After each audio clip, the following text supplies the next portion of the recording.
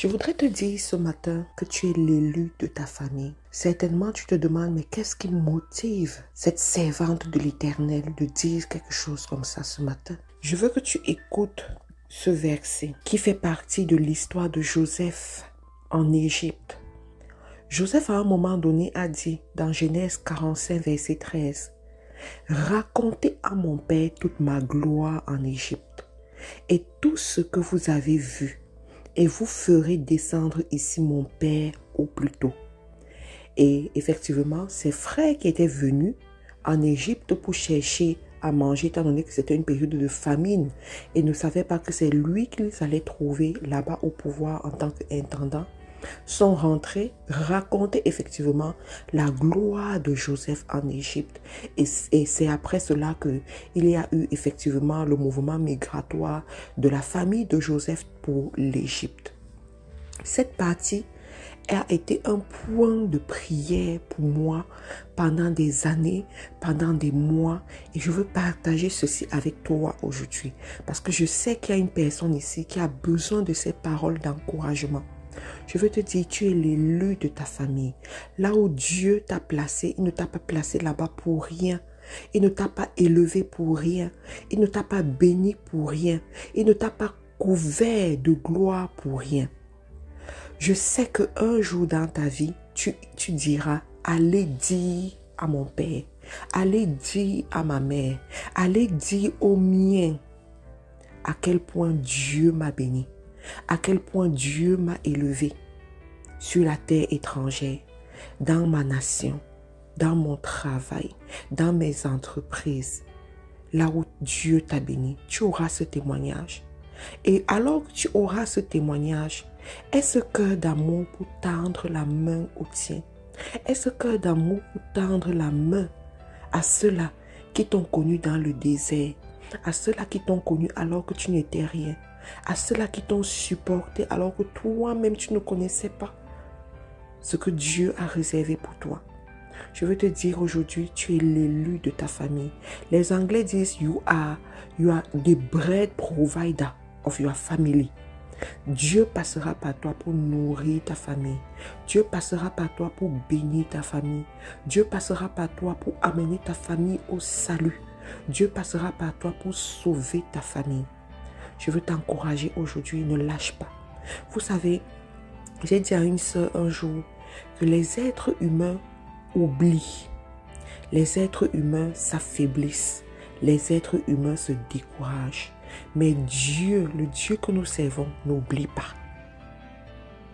Il ne sommeille ni ne dort.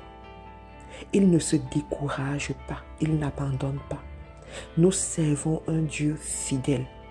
Alors, pendant que tu pries aujourd'hui, que Dieu lève ta tête, que Dieu te bénisse, que Dieu t'établisse sur cette terre étrangère où tu te trouves.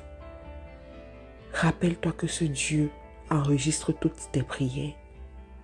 Rappelle-toi que ce Dieu se souviendra de toi. Rappelle-toi que ce Dieu te fera sourire et il fera que cette parole soit réelle dans ta vie.